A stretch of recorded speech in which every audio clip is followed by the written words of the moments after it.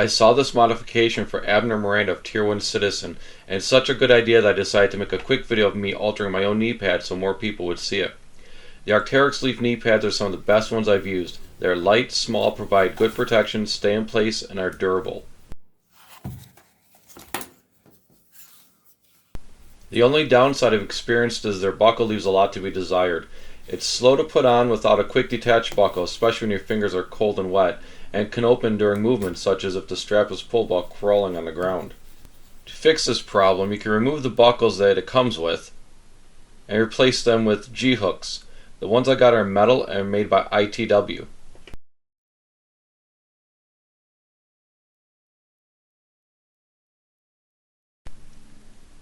Cut the plastic buckles off the knee pads to remove them.